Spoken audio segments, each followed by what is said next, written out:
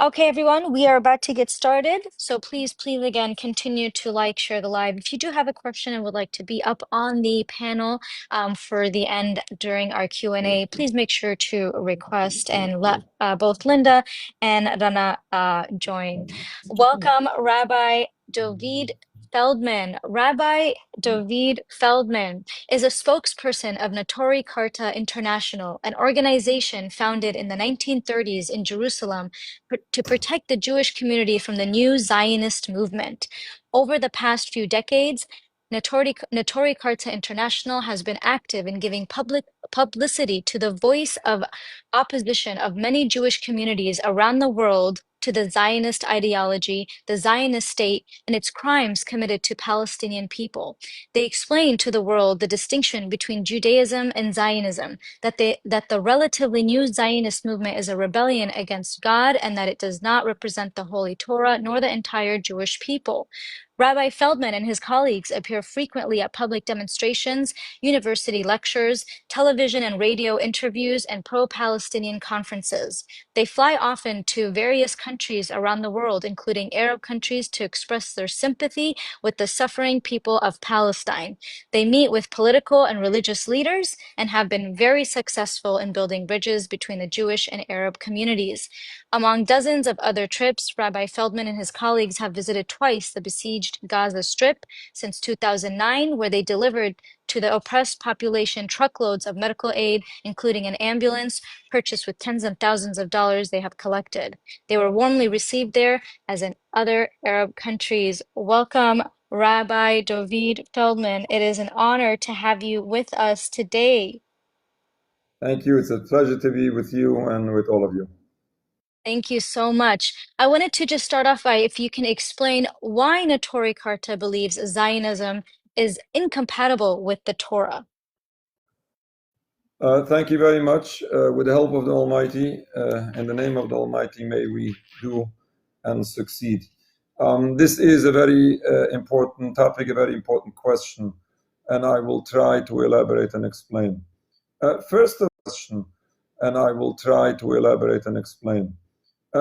of all, we need to understand when we are seeing the state of Israel and when we hear anything about the movement of Zionism, usually people automatically conflate this with the Jewish people or with the Jewish religion.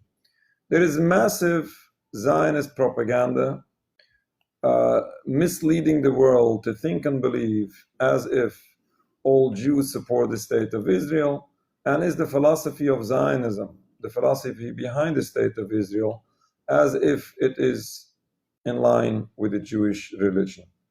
And this happens to be totally wrong. First of all, we need to understand there is a great difference between Judaism and Zionism. Judaism is a religion only. No politics to it. All it stands for is the belief in Almighty God and the practice of His commandments. That's all what Judaism stands for.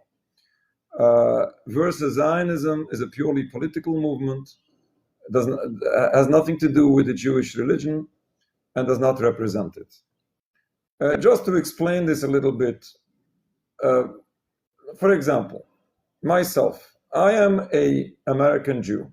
I'm Jewish by the religion I follow, and I'm American by nationality. Now, there is no contradiction there.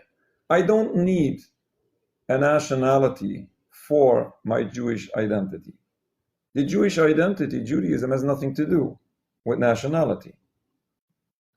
I can be an American Jew, others can be French or British, and others can be Palestinian or Moroccan. And this was always the case. And again, nationality has nothing to do with the Jewish identity or with the Jewish religion. It happens to be that because the movement of Zionism has attempted to transform Judaism from a religion into a nationalism, it's not only that Zionism is not Judaism, it happens to be, it ends up being the contrast of Judaism. What the movement of Zionism is presenting today is they're making a statement that God forbid you no longer have to believe in God or follow his commandments in order to be Jewish. You just need to support the national movement of Zionism, the state of Israel. This is a true uprooting of our religion. This is a disaster, a catastrophe for our religion. We find today, unfortunately, masses of people who consider themselves Israeli or Zionists, and they don't follow anything in Judaism. This is not by accident. This is not by accident. This is the goal of the Zionist movement, to uproot, and this might be puzzling to people, but this is exactly what was happening. The founders of Zionism were not only secular, they were not only not following Judaism, they hated God and hated his religion. And those people had an intention of uprooting Jewish practice or Jewish belief from the minds of the masses of Jewish people. And this is a true disaster. Now, number two, it happens to be that the state of Israel is in violation of Judaism. I always say you don't have to be Jewish to understand that killing and stealing is wrong. But it's not only wrong according to international law or any standard of human rights. These are violations of Judaism. Killing, stealing, and oppressing an entire people, and all what's going on in Palestine, not only for the past 20 months, but going on for decades already. This is a true violation of Judaism. But in addition to all these crimes, or even if these crimes would not be, even if the state of Israel would be in total peace and everybody would be happy, it's still in total contrast of very basics of Judaism. And here is a very important information to understand how wrong and how contrary to Judaism all of this is. You would always hear when you talk about Israel, talk about Zionism, Zionist propaganda will always reiterate the concept of the promised land. God promised the land to the Jewish people, and always one needs to ask, and therefore, what's because of that? People come to a conclusion because God promised the land to the Jewish people, therefore we can commit each and every crime, kill whoever is in the way, and so on, which is ridiculous. But here is what we need to understand. And I'll preface by saying as follows. The state of Israel, the movement of Zionism, is officially a secular movement. They don't even claim to follow Judaism. The state of Israel doesn't claim to be religious, doesn't claim to follow Judaism. They have a set of secular laws which are not in line with traditional Jewish religious laws. They don't claim to keep the Sabbath or eat kosher, and so on. Netanyahu, the prime minister of Israel, doesn't cover his head and doesn't keep the Sabbath. They don't even claim to follow Judaism. And these people, or this movement, misuses the religion in order to justify crimes which are forbidden in that religion, misusing that religion that they refuse to follow in order to justify all what they are committing. And this is a true hypocrisy. Now, to understand this a bit more, yes, there is a concept of the promised land. God has promised the Holy Land to the children of Abraham, Isaac, and Jacob. This promise was fulfilled. This was after 40 years after the Exodus from Egypt. The Jewish people were brought into the Holy Land. And by the way, we believe this is a verse in Psalms which says,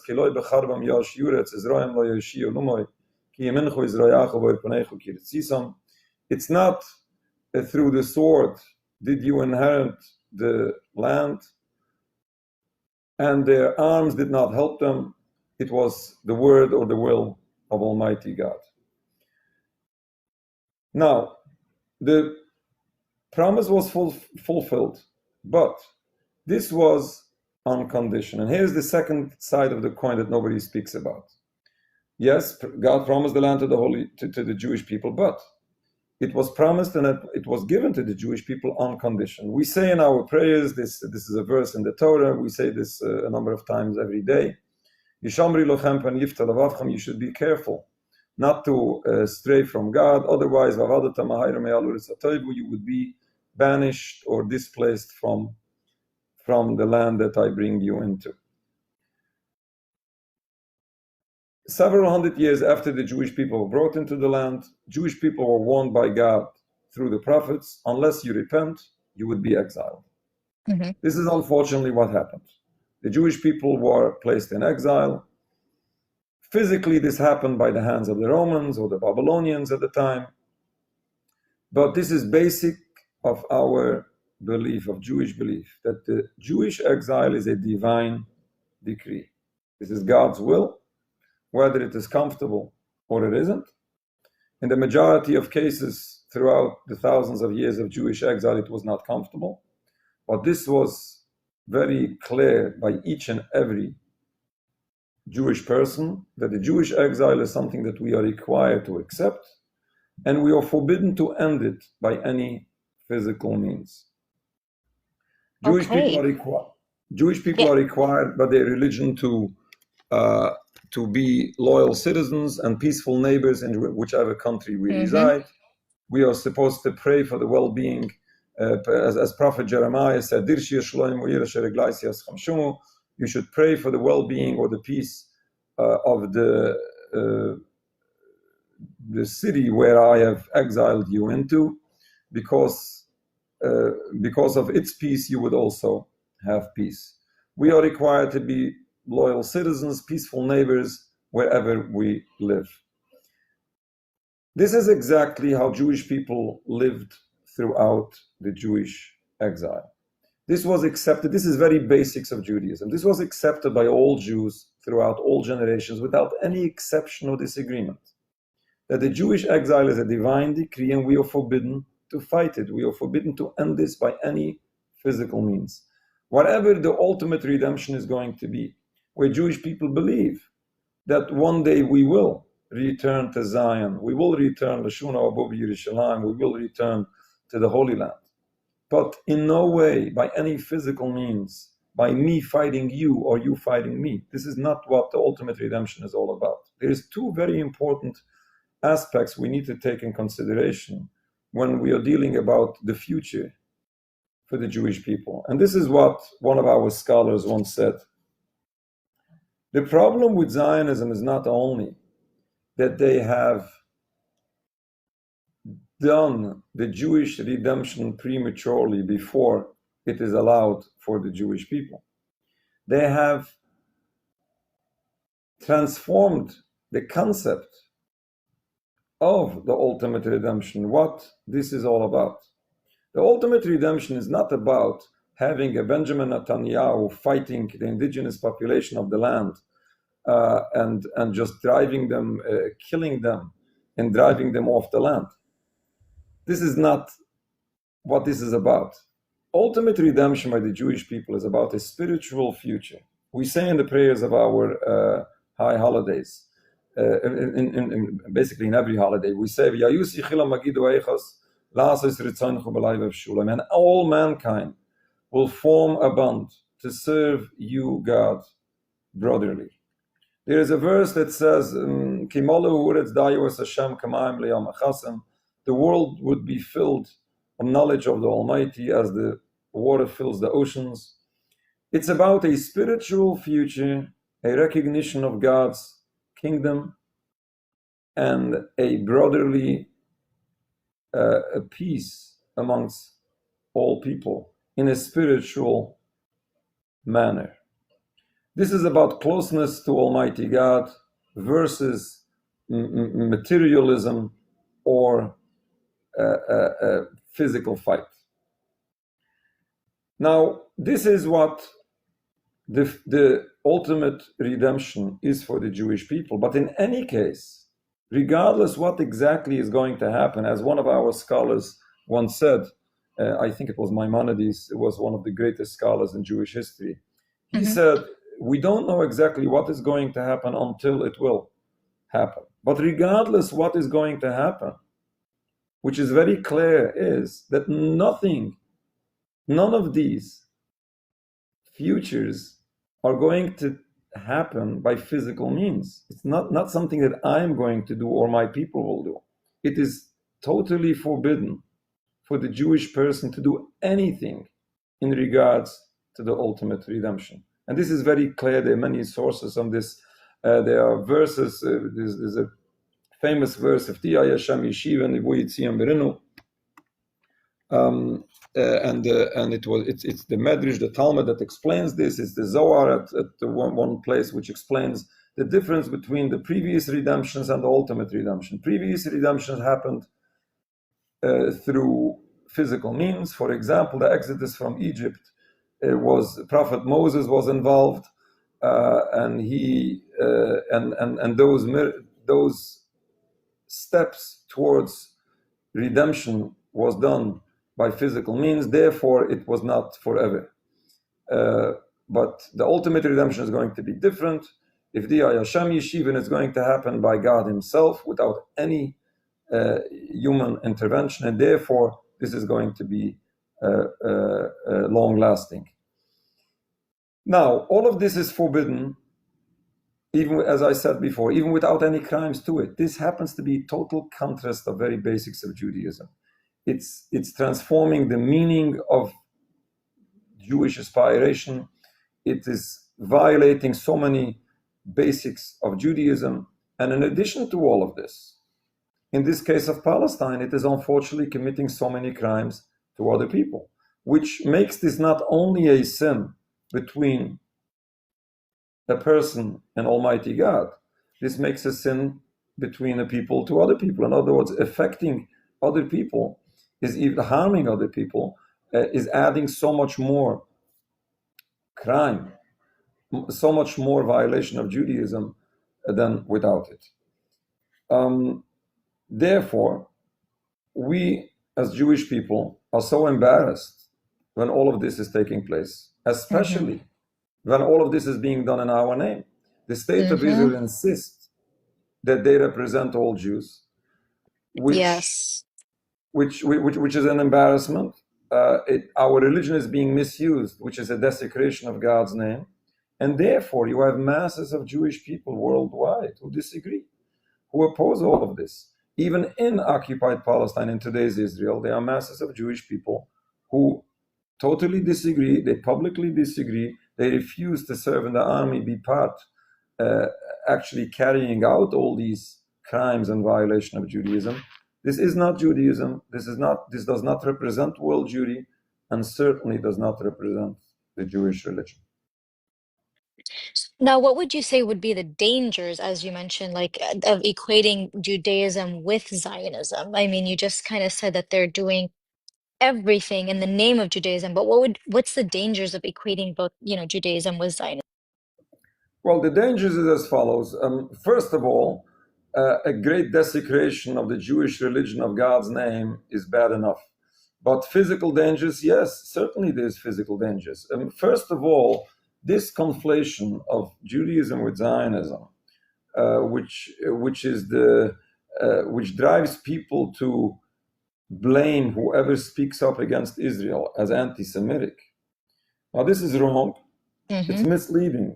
But the question is how it's dangerous. Certainly it's dangerous, because when we have a people oppressed, when we have masses of people being mass murdered, when we have children being starved to death, when we have a disaster going on in Palestine, put aside that we as Jewish people are so deeply embarrassed because it's being done in our name, but silencing the voice of the masses to speak up for the oppressed is unfortunately allowing the continuation of these massive crimes to continue.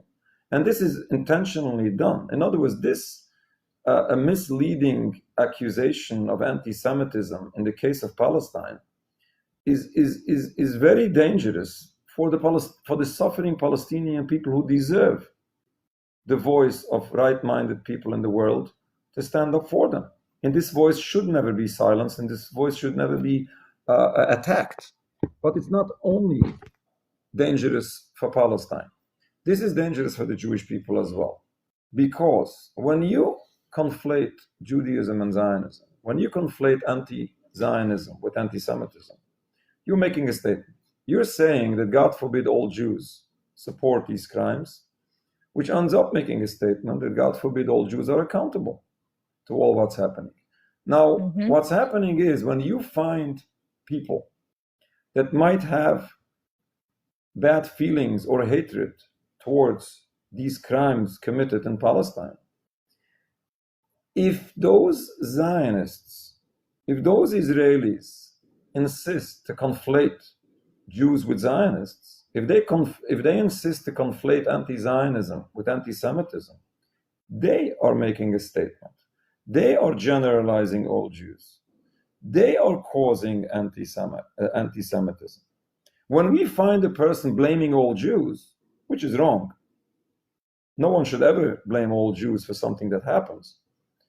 But it's not the fault of the individual that generalizes. He just follows massive propaganda, which misleads the masses. And this is Zionist propaganda done by some people from Jewish descent that confuses the world to generalize all Jews. Now, it's not that individual who might be a Palestinian, Arab, or a Muslim that generalizes and who is racist against all Jews. It's the Zionist movement who is exacerbating this anti-Semitism and generalizing all Jews. This is anti-Semitism, this is racism, and this is wrong.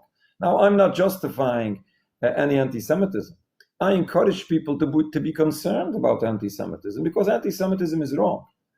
But at the same time, while anti-Semitism is wrong, racism against any people is wrong. And we just need to know exactly where this anti-Semitism comes from. This doesn't come from the oppressed people of Palestine. This unfortunately comes from people oppressing Palestine and insisting that all Jews support all these crimes, and they only are those who generalize and who are racist against all Jews and who cause tremendous anti-Semitism, which is sad and bad. Yes, absolutely. I agree with you. And how should anti-Zionist Jews respond to being labeled as self-hating or traitors for supporting Palestinian rights? Now, blaming anti-Zionist Jews as self-hating is basically the same as blaming non-Jews to be anti-Semitic. It's basically it's as said, it's a very misleading statement. It's very wrong, doesn't make any sense. Whoever scratches the surface, whoever does just a little bit of research to understand what's going on, this is speaking up for Palestine or criticizing crimes has nothing to do with anti-Semitism. If this is not anti-Semitism, then if it's a Jewish person, it's not a self-hating Jew. If I stand up against what's being done in my name, I do this because I'm Jewish. I do this because of my concern for the Jewish people, in addition to my concern for the oppressed people. I'm not a self-hating Jew. I'm a loving Jew. I love Judaism and I love the Jewish people, and therefore I speak up against what's being done in our name. I love humanity, therefore I speak up for the oppressed human beings. I love Almighty God and the Jewish religion, and therefore I stand up against this misrepresentation of the Jewish people or the Jewish religion. Go ahead, continue. No, go ahead. No, because we're seeing a lot of people in the comments that are traitors or some these comments that I'm sure you've heard for a very long time, just for speaking out against Zionism, and it truly does hurt my heart to see how they treat others of their own, like other Jewish brothers and sisters, just for advocating for others that are currently going through a G-side, like the genocide that we're witnessing. let me try to clarify this. You say, why should Jewish people be attacked because they speak up for the oppressed? I take it a step forward. Why should Jewish people be attacked when they stand up for the Jewish people? Now, when you're saying about comments about people criticizing that we are traitors, we really need to understand exactly what's going on. Now, I must say, I don't judge those people viewing this in the way they see it and considering me as a traitor or whoever stands up against Zionism as a traitor. And I'll explain you why. The question is, a traitor? A traitor to what? A traitor to whom? What's exactly going on? What are we dealing with? What are we criticizing? What is actually the goal?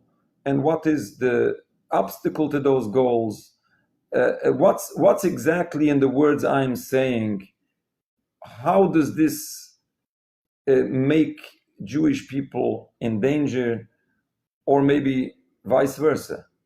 Now, we need to understand all of this. Now, let me explain you why people feel that we are traitors, that I'm a traitor. I'll explain you. And this is very simple. I understand these people where they come from. Those people believe that all what makes them Jewish is the state of Israel, is their Jewish nationalism. Yes. All what defines them Jewish is their Jewish nationalism. All that makes them safe is the state of Israel. And all what places them in danger is the Palestinians or the Muslims or the Arabs, generally speaking. And all of this happens to be patently false. Doesn't make any sense. Now again, in their mindset, I definitely understand where they come from. If the state of Israel is the Jewish identity, and if the IDF is the savior of the Jewish people, and then a Jewish person or a non-Jewish person stands up and criticizes it or wants to stop it, then they place all Jews in danger, or they uproot the identity of the Jewish people, which is a disaster. And therefore, people might be considered self-hating Jews or anti-Semites. But all of this is totally wrong. And I'll explain why. Let me try to explain this with a story. I use this story always, and I think this gives light to understand what's going on. I was once on a plane from London to New York. I come into the plane. I sit in my aisle seat. There's an empty seat next to me. Then there's a window seat. And there's a gentleman sitting there. I say hello. I sit down. And I fall asleep. I wake up several hours later. And I see the Haaretz newspaper, the Israeli newspaper, on the empty seat between us. And I realize who my neighbor is, which is okay. We go into a very nice conversation. And I try to explain my arguments against Zionism as a philosophy, my disagreements with actions the state of Israel is taking. And it was a very nice conversation. And he goes by saying, regardless whether you were right or wrong, I would never give up the state of Israel. I risked my life in the army. I would never give it up. And listen what I told him. I understand exactly where you come from. But there is a great difference between me and you. All what makes you Jewish is your Jewish nationalism, the state of Israel. Mm-hmm. All what makes me Jewish is the religion I follow. As I explained before, it's not a nationalism that makes me Jewish, it's the religion that makes me Jewish. But if it's only the nationalism that makes you Jewish, if this nationalism, if this state of Israel comes under question mark, now guess what happens? Your Jewish identity comes under question mark, which is a tragedy. This is a problem. People find themselves in a terrible situation when their Jewish identity comes under question mark. But I try to explain to him that this tragedy doesn't happen today in our conversation when we might start to question the state of Israel. This tragedy happened 100 years ago when this movement of Zionism came to transform Judaism from a religion into a nationalism. At that point, this tragedy started because they uprooted or distorted all what Judaism stood for. And they basically changed the meaning, the definition of the Jewish person or of Judaism. Now, again, coming back to the traitor issue, if the state of Israel is Judaism, and if this is the savior of the Jewish people, whoever criticizes it criticizes the interest of the Jewish people. But this is not Judaism. This is not the Jewish religion. This is not the Jewish people. And let me add something. This is not the savior of the Jewish people. This is the danger of the Jewish people. Now, are you ready to discuss or no? Those issues that these people want to address, this danger for the Jewish people, so many non-Jews hate us, they want to kill us, and they want to drive us into the sea, and there is no solution other than fighting back. Besides that this is wrong, and besides that this is against the Jewish religion, and this is forbidden, but it happens to be so wrong because who hates us? Nobody hates us. People hate crimes being committed. People hate the occupation. People want to ready to discuss? People want to stop all of this. Now, when we are speaking up against these crimes, when we are speaking up for Palestine, when we are criticizing the state of Israel, we are not a traitor to the Jewish people. We might be a traitor to the state of Israel or to the movement of Zionism. That might be an argument. But we are not a traitor to the Jewish people or to the Jewish religion. On the contrary, we are doing in favor of the Jewish people. And this is a whole discussion for itself. Jewish people, unfortunately, face so much hatred because of what was done in our name, because what is done in the name of all Jews. Now, when we stand up and we clarify and we make a statement that not all Jews support all of this, and not all Jews are the enemies of Palestine, then automatically Palestine is not the enemy of the Jewish people. And I see this all the time. Whoever is closely affiliated, familiar with all these activities knows this. This is simple facts. Well, for example, when I go on the street, when I join any Palestinian, Muslim, or Arab event, it takes a second for people to realize that I'm not the enemy. Nobody hates me. Suddenly nothing happens. If people insist to raise an Israeli flag, unfortunately, that's a problem. That's a problem because people are very upset. Now, again, I'm not saying exactly, I'm not justifying every reaction. We have to leave this up for legal authorities for some, to determine exactly what is right and what is wrong to do in retaliation. But unfortunately, so much hatred is directed towards Jews just because what Israel is doing already for decades for Palestine. And when we stand up and we clarify the issues and we make a clear statement that not all Jews hate, not all Jews fight, not all Jews oppress, not all Jews kill and murder and starve children to death, then suddenly people stop to hate the Jews. Now, I don't think that should be considered traitor, unless one insists to be Zionist and one insists to support all of this and to continue these crimes. When one insists to identify with the state of Israel and raise the Israeli flag, and one insists that the only a favor for the Jewish people will be to continue fight. Now, if a Jewish person stands up and says, no, stop fighting, then he's a traitor. Mm-hmm. Wow, very, very well said. And we see this all the time. We see that if you don't support Israel, if you're a Jewish brother or sister, that you don't support Israel, that you get called names such as self-hating Jew or a capo, but you articulated it so well. Thank you so much, Rabbi Feldman. My next question, and I just have two more, and then we'll open up to the panel. Do you see more young Jews moving away from Zionism today, and why? Yes, I do see a great change, not only very recently, but we see this already for the past I'm not sure, 2 decades, where people realize that something's wrong. Now, exactly what drives these people? First of all, people who originally were so blinded and believed in this movement of Zionism, and they thought that this is going to be like the savior of the Jewish people, they were misled to believe that this is in the interest of Jews. And following so much strong propaganda, they not necessarily saw and understood how wrong Zionism is, or how bad the actions of the state of Israel are.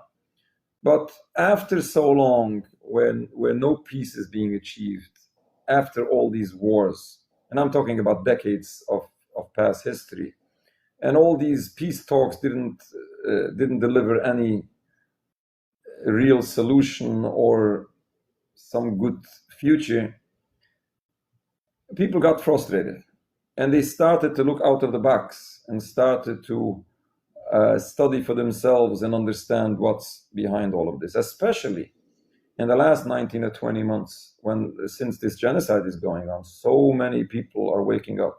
So many people are moved, especially because we are seeing what is going on. Like if we go back to the beginning of Zionism, in those days, people believed this propaganda, like, for example, a land without a people for a people without a land. This land was empty. There was no Palestinian people existing altogether, and everybody would be happy. We're not going to harm even an animal, and everybody's going to be happy. This is going to be so peaceful and so beautiful and so nice. And people didn't know any better, and people just simply followed this propaganda without knowing anything else. And even while so many wars took place, people didn't have a chance really to know closely what is going on. It was only like mainstream media that will sell us the news, and that they will present this in a way, in a specific way, which was very misleading. But now, many people who just have a little bit of interest of knowing real facts have the information, and they see what's going on, which is like simply disturbing, and people simply can't sleep when they follow what is going on in Gaza, and especially when it's Jewish people and they feel that it's being done in their name. People are really, really moved. And I'm not talking about soldiers in the IDF who are traumatized after they wake up from their dream, and realizing what they did with their own bare hands. And Yeah, we see that a lot nowadays. We've seen a lot of stories like of that. Yeah, and unfortunately, to the level where those soldiers are even mentally affected from all how bad they feel about what they have done. But in any case, people are waking up, people are realizing, and once this a propaganda barrier is being broken, people have even an ability to understand way more. People start to understand the religious arguments behind all of this. People realize how wrong Zionism is to Judaism. For example, I have a friend who unfortunately, sadly, served in the Israeli army. And he just woke up and understood how wrong this is. And he joins the religious anti-Zionist movement. And now is a very seriously religious person now. Now, there's definitely a change. We hope that this change would increase much quicker and much stronger, but it definitely goes in the right direction. And we are so happy that people come out of this massive propaganda machine. Hey, can I ask you a few questions? One second, hold on, Lazar. I have one more question, and then we'll open the Q&A.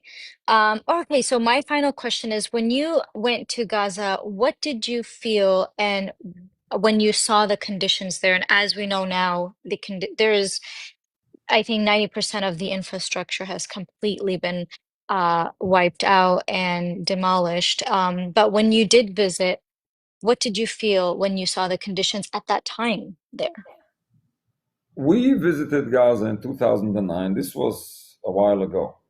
This was after the beginning of the siege, after that brutal war that took place then. How it felt terrible. We were there, we visited bombed schools to the ground. We found homeless people, widows and orphans, broken families. We visited the Shifa hospital, which sadly is no longer existing. They were patients in critical condition with paint peeling from the ceiling. It was heartbreaking. It brought tears to our eyes. It was terrible. It was terrible to see what's going on. The people living in tents or under corrugated metal where there's holes in it, where the rain comes in. It was disturbing. It was terrible. But in the same time, while we were so disturbed to see what's going on, and this is the sad part that we brought back, the sad stories that we shared with our communities when we returned. But there is another side also. It was a very encouraging aspect that we witnessed, and we are sharing this with the people. Originally, before we went, we questioned whether we should go, whether it's going to be safe for us. After all that happened to Palestine, the people in Gaza at the time then were the most affected people from this occupation. And who knows, we might come, people might not know who we are, and who knows, it might be dangerous. This was a question for a while. Finally, we decided to go. And we were there the first time for 24 hours. This was a limitation from Egypt. Second time, we were there over a weekend. Now, what's so encouraging is that in those hours or in those days that we spent in Gaza, not even one person, not even one incident, someone should say to us a bad word. We were visibly Jewish. There was no question. I was appearing exactly as I appear now on the camera. I was visibly Jewish, but in the same time, I was very visible by not being the enemy. We had a kafir, we had a Palestinian flag. It was very obvious that we are not the enemy. And nobody had a problem. And again, we're talking about people who are the worst affected from this occupation. But as long as we are not part of this oppression, we are not the enemy. On the contrary, we are speaking up for the oppressed. We were welcomed. And this happened in Gaza. This happens all the time. We visit so many Muslim countries, so many Arab countries. We visit so many Arab leaders. You name it, we met them. I'm in the United States of America. I attend many Muslim events, Muslim conferences, Palestinian events. I never have a problem. Nobody has a problem with me. Nobody has a problem with the Jewish people. Those people have a problem with occupation. And let me say this, which is very important for people to understand. Can I ask a question? Palestine was never the enemy of the Jewish people. Neither is the pro-Palestinian solidarity movement today. Whoever thinks otherwise has no idea what's going on. There is so much homework these people need to do in order to find out simple information. We lived in peace in Palestine. Now, it's true, before 1948 there was already problems. People always use the Hebron massacre in 1929, which was way before the creation of the State of Israel, where Jewish people were murdered by the Palestinians, and this is supposedly proving a point that Palestine hated the Jews and killed the Jews even before Zionism. And this is wrong. Yes, the Hebron massacre happened. Yes, it was a very sad history. Jewish people were killed. But there are many documentation on this. There was a Rabbi Baruch Kaplan in Brooklyn, New York, who was famous and respected by all. He was a teenager before, during, and after the Hebron massacre in 1929. He studied at the Knesset Yisrael religious Jewish school in Hebron at the time. And he tells this story for his grandchildren, where nobody ever told him that it's dangerous for himself, a Jewish boy, that it's dangerous for him to walk by himself in the middle of the night behind the village. This is how safe it was. This is how peaceful it was. Until the Zionist youngsters came up on the motor bicycles, did so much provocation against the indigenous population, antagonized the residents of the place. Unfortunately, the Palestinians didn't understand to differentiate between the Zionists and the pious Jews. Unfortunately, this led into this massacre, and Rabbi Kaplan starts by crying, and he mentions name Rabbi Epstein, a pious religious scholars who were killed in that massacre. But he ends by saying, why am I telling you this story? Because I want you to know who our enemies are. It's not the Palestinian Arabs. It's the Zionists who started all of this. Now, you mentioned traitors. The greatest traitors to the Jewish people are the Zionists, the movement of Zionism. I'm not blaming each and every individual. I'm not judging each and every individual. I know and I realize that many, many people are misled and not necessarily know what's going on, and they might be innocent. But this approach is a traitorous approach. This is a dangerous approach. What the movement of Zionism stands for, what the state of Israel is doing, what the Israeli soldiers are carrying out, this is the danger for the Jewish people. Otherwise, doing anything to counter this is reducing hate, reducing danger, bringing safety and security for everyone involved. Absolutely. Wow. Thank you so much. You ended my portion of the questions right on. You hit like spot on with what you just said. I hope everyone that is listening can hear this and remember this, because this is 100% spot on. Thank you so much, Rabbi Feldman. From my end, those are my questions. I am going to open up the panel to our guests or our panelists here. We'll start with Linda. Go ahead, Linda. Peace be upon you, Rabbi Feldman. I'd like to start off by thanking you for your unwavering support of the plight of our people. Many thanks and gratitude to you. My question relates to the concept of the three oaths, which you had touched upon briefly regarding the divine decree of exile.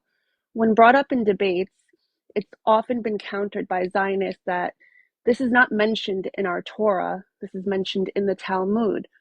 So my question to you is, what is the major difference among those who follow the Torah and those who follow the Talmud? And would you consider, I don't know, sacrilegious sacrifices on, the Aqsa compound ground when they storm it during the week of Passover?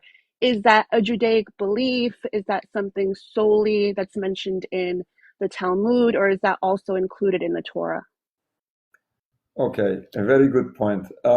It's basically 2 points you're mentioning. About the Talmud, very, very simple. Talmud is part and parcel of Judaism. Whoever says otherwise doesn't follow Judaism. There were some times in Jewish history where some groups decided to follow only Torah and not the Talmud, and this was not accepted, and to the present day, this is not Judaism. There is no way that one can follow Torah without Talmud. Verses in the Torah are short. Without proper explanation, there is no way that one can practice these 613 commandments properly. To understand what the Torah and what the Talmud is, the Torah is the written law that was given to Moses on Mount Sinai by God. At the same time, these short verses in the Torah was explained by God to Moses at the same time, with the explanation of them exactly how these commandments are supposed to be carried out. For example, there is a mitzvah commandment of tefillin. Tefillin is those boxes you put on the head and on the left arm. Mm-hmm. Sometimes people are aware, sometimes you can see it online. It doesn't say in the Torah whatsoever how this is supposed to be made. No details at all. It just speaks about putting on tefillin. Without a proper explanation, whoever wants to, there's no way to understand this. Now, there is the oral law, which is explaining all of this. This oral law was passed on from generation to generation orally. It was not written down for a very long time, till the time of the Mishnah. It was Rabbeinu HaKudosh, one of the great scholars in Jewish history. He was the one who wrote this down. And then this was the Mishnah. The Mishnah later was expanded into the Talmud. The Talmud later was condensed into the law books, the Shulchan Aruch. And this is very, very basics of Judaism. There is no Judaism without the Shulchan Aruch, the law book. There is no law book without Talmud, because it's basically built on the Talmud. Whoever says otherwise actually is talking about something different, because it might be their own interpretation of the Torah, which is not what Moses received from God. That said, I have to mention, unfortunately, the Talmud is being misquoted many times, and happens to be not by some Jew haters, as the case was in many times of history, where you had non-Jews criticizing the Torah or criticizing the Talmud. This is unfortunately happening by the Zionists. The Zionists are those who misuse the Talmud to make this bad reputation on the Jewish religion, which is ridiculous. This is ridiculous and unacceptable.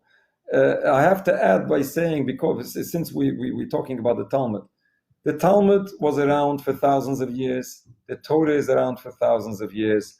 And for example, Muslim scholars were aware what is written in the Torah and the Talmud, and they had no problem.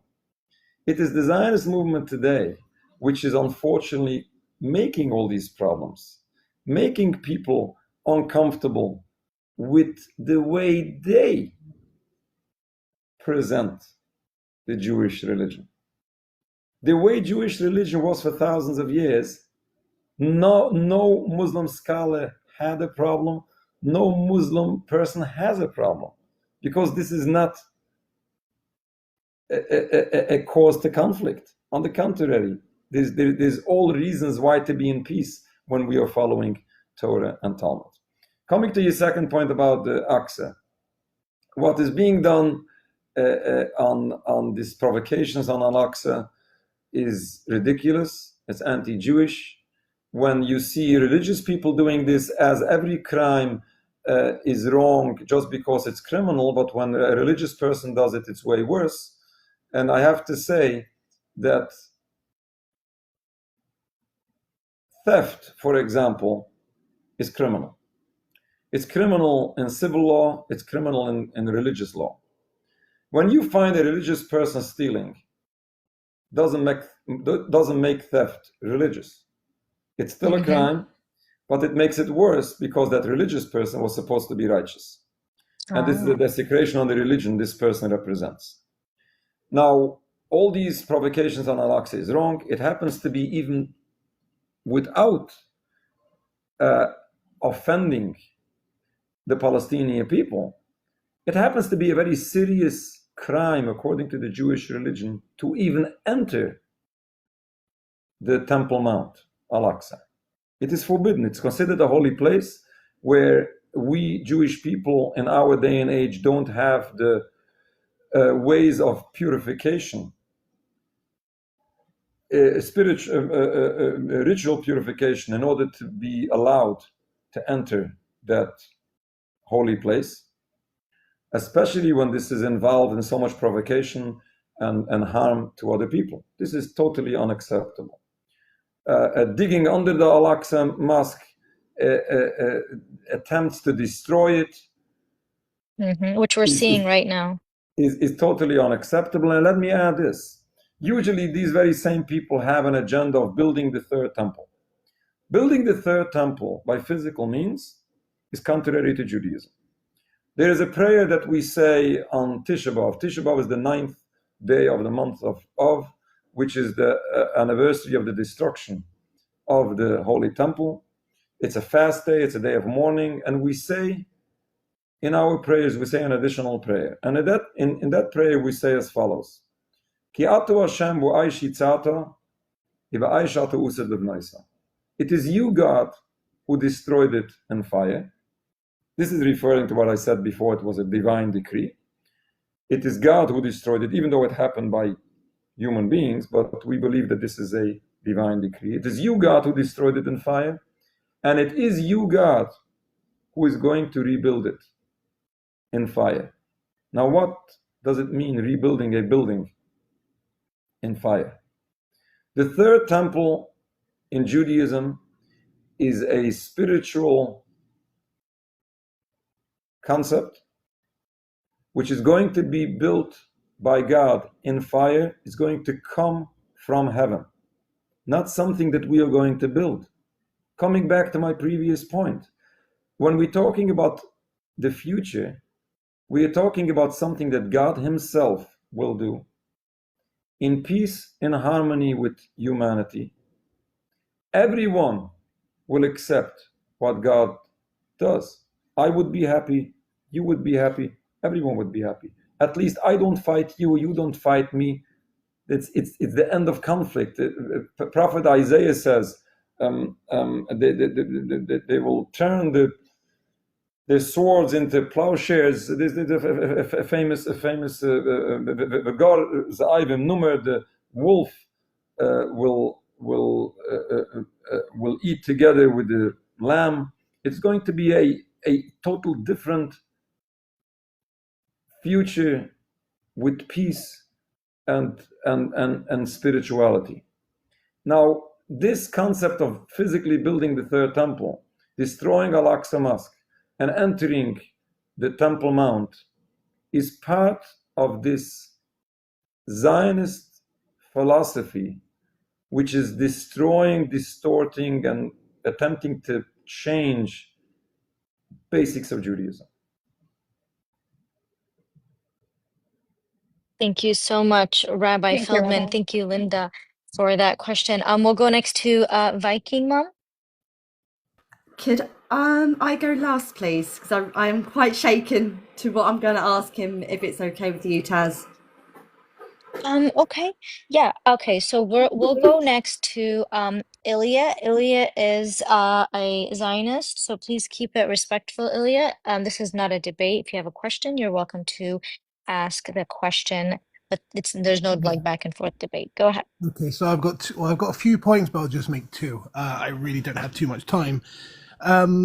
I understand, Rabbi, you're against the state of Israel. I don't think we have enough time to go into the details, and even though I strongly disagree with virtually everything you mentioned specifically about Talmudic sources, but whatever, we'll save that for another time. I just find it interesting that even though you're against the state of Israel, you have, out of the 5,000 members you have in your organization, a lot of them, majority of them actually live inside Israel and live off the state of Israel. So I'm trying to understand how you would justify being against a state that a lot of your members live off. And the other thing I wanted to say was, you made a statement that the greatest traitors to the Jewish people are the Zionists, but you didn't offer really much to support that. I would say that the Zionists are the ones who reestablished the state for the Jewish people. I would say that the Zionists are the ones who created a place for Jews to be able to be Jews. I would say the Zionists are the ones who have thousands of religious schools and yeshivot inside Israel for the religious Jewish people. I would say that the Zionists are the ones who saved Jews from Nazi Germany. I would say that the Zionists are really the ones who advocate for the safety of the Jews. I would like to know, which Jews are you keeping safe and which Jews have you advocated for? Because from what I saw after October 7th, I didn't see any statement by your organization against what happened to your fellow Jewish people, but rather a support for the pro-Palestinian movement, who have consistently incited violence against your brothers and sisters across the globe. Okay. Very good points. I appreciate. Number one, about our communities in the Holy Land. Many of them lived there way before Zionism.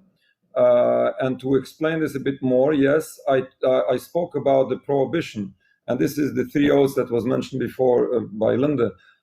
It's forbidden for Jewish people in exile to return to the Holy Land in mass immigration. Individuals were always allowed. There were many scholars throughout the Jewish exile who did go as individuals to the Holy Land. Going in mass immigration, aliyah b'chayma is the phrase, is forbidden for Jews. Many Jewish people living today, their families lived there way before Zionism. I have many. I have friends. I have family members and many friends who are generations Palestinians.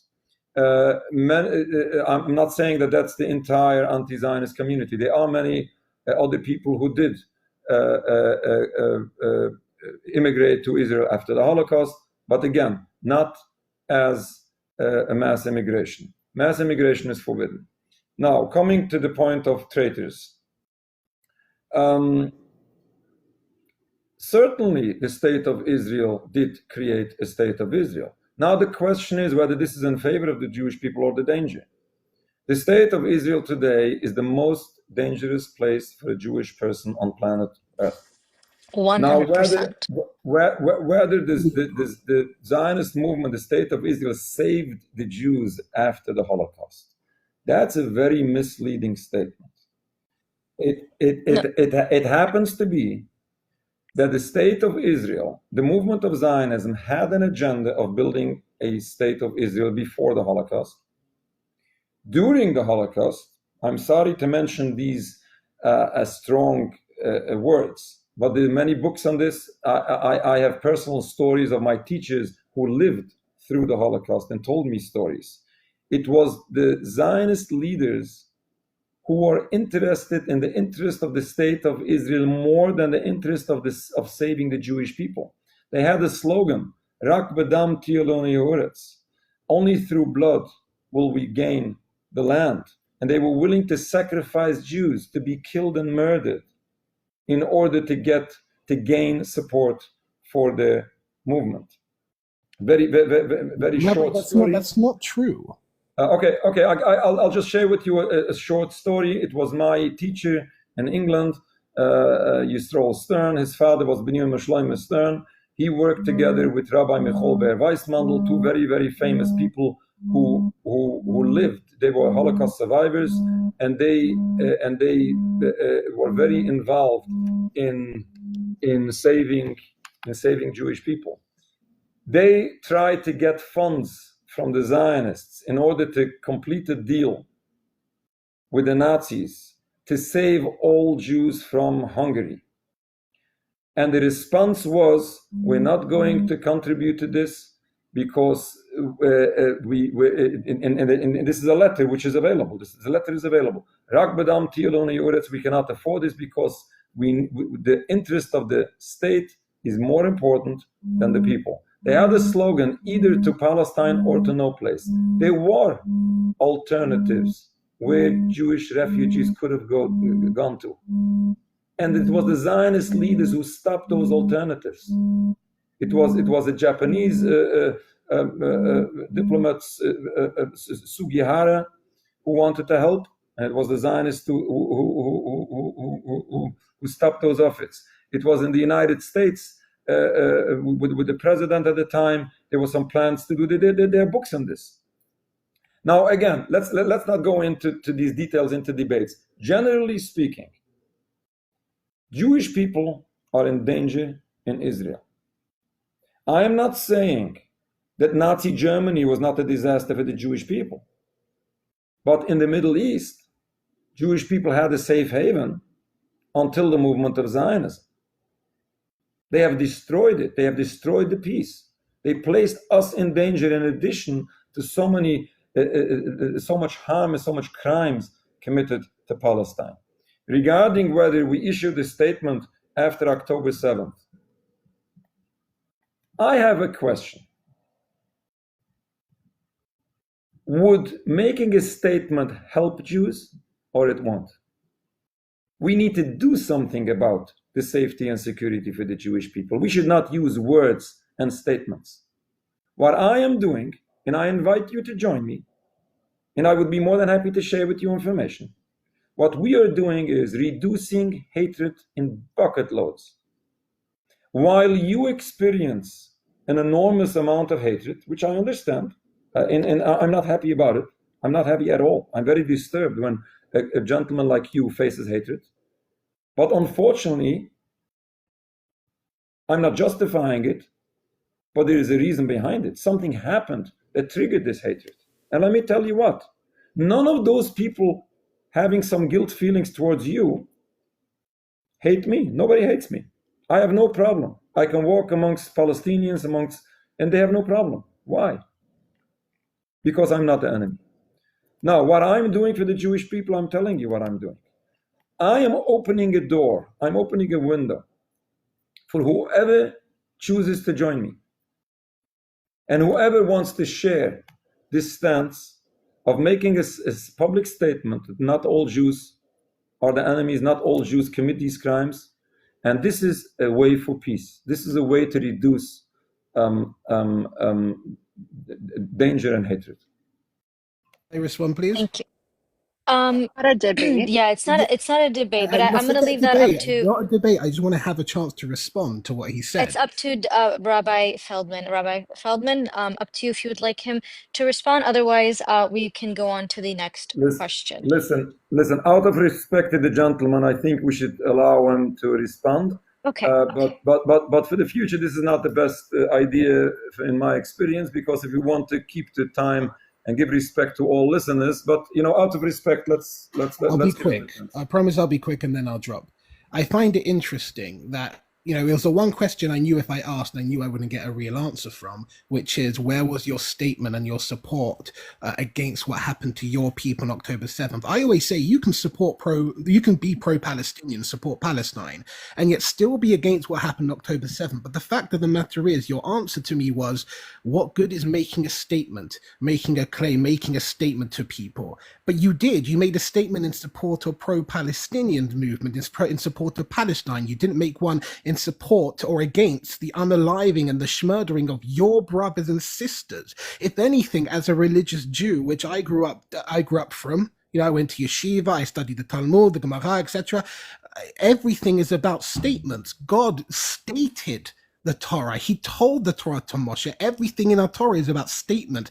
Everything about learning is about statements. So the fact that, with all due respect, you couldn't come out after October 7th and make a statement against what happened, but instead you go in support of the movement, which is supporting what happened on October 7th, I think that's really disingenuous. And my last thing I'll say is, and then I'll finish after this, it's very easy to take something like Jews are not allowed to mass emigrate to Israel and say that's based on the Torah, the Talmud. But that's not the case, and that's not what the Talmud says, Rabbi. And if you actually would also allow people to understand the commentaries on the three oaths, you would know that it's talking about a difference between coming to the land and conquering the land, where they are not allowed to come to the land by conquering it, but rather they come to the land, settle in the land, and then if they establish a state after they've settled in the land, there's nothing against the three oaths that would say otherwise. Even the Ramban agrees with this, Rav Moshe Cairo agrees with this, the Arizal agrees with this. All these Rabbanim agree with this, apart from what it looks like your organization. So with all due respect, I massively, massively reject everything you've said today. Okay. Thank you, Elliot.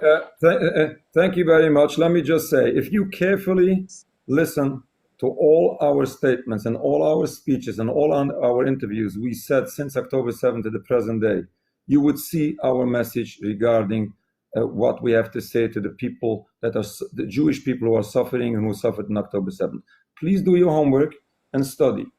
I just advise you. We are taking a very clear stance. About Aliyah B'Choyma conquering and settling, you happen to be wrong. What the Ramban says is about the mitzvah Yishuv Eretz Yisrael, which is not, the difference is not between conquering and settling. The difference is between mass immigration and the individual immigration. It doesn't say in the Shul Shviyas conquering. There is two different concepts in the Shul Shviyas. One concept is Aliyah B'Choyma. Aliyah B'Choyma is not about conquering, it's about mass immigration. The Chikes HaKetz, ending the exile, is about conquering. Don't confuse the two. Thank you. Thank you, Rabbi Feldman. Can we get a W, Rabbi Feldman, in the chat, please? Absolutely excellent answers. We'll go to Hudhud, and then we'll go to Lazar afterwards. Go ahead, Hudhud. Thank you so much, Taz. Thank you for holding this live. As always, very educational, amazing live. Everybody tap the screen, share the live, you know what to do.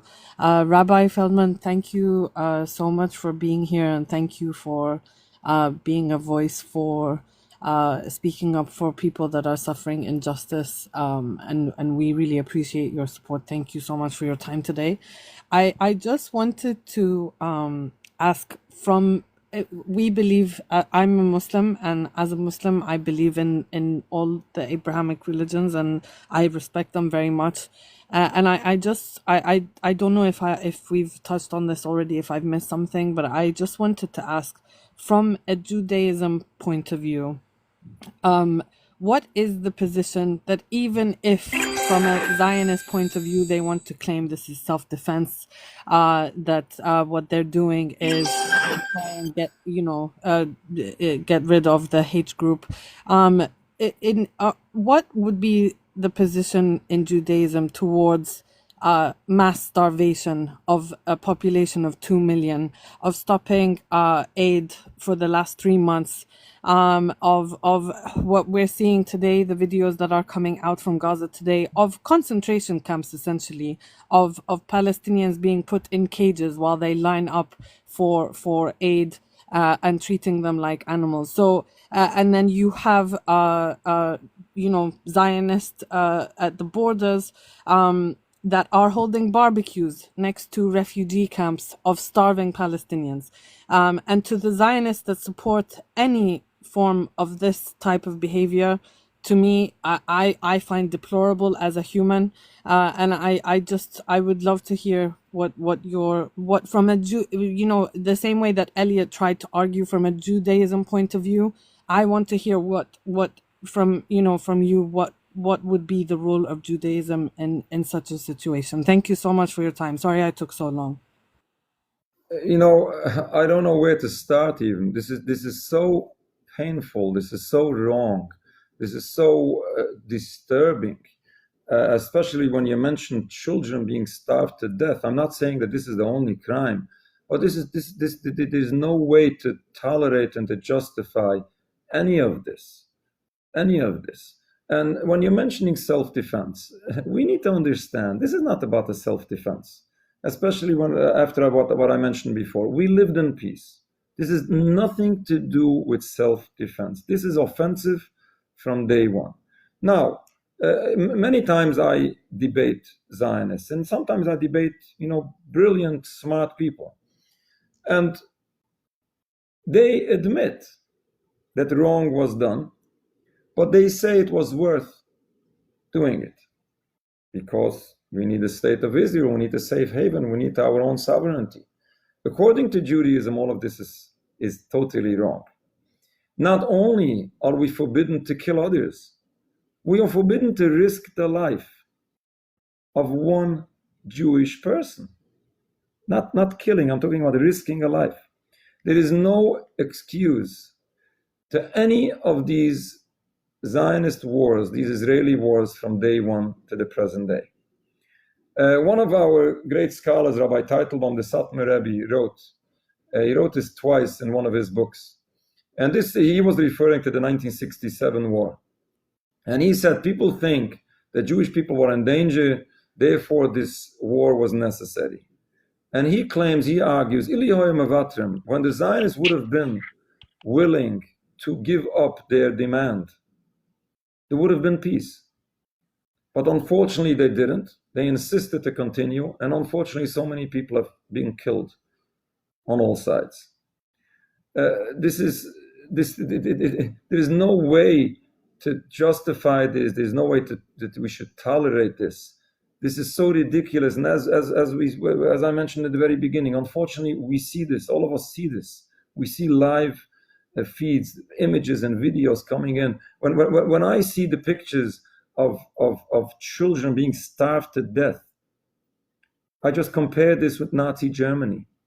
And this reminds me of stories my grandparents spoke about. This is unacceptable. Thank you so much for your response. Thank you. I really appreciate it. Thank you, Thank you, Rabbi Feldman, for that answer. And thank you so much, Hudud, for your question. Okay, we're going to go down to... Or shall I drop? I got you. Okay. I'm ready. 1 second, please. Okay, one second, please. Okay, we'll go to Lazar. Go ahead. And Lazar, I believe if you can state your stance, I don't know. I believe you're a So Zionist, hey, if I'm where is not the mistaken. rabbi? I wanted to see my face that I'm just like him. So thank you, Miss Host, for giving me Oh, a chance to come up and talk. yes, just one Where did second. I think Feldman the go? rabbi is away. Okay, I guess Yeah, I'll just wait till one he comes second. There back. we go. Okay, so Shalom we have, Aleichem, I get Chodesh.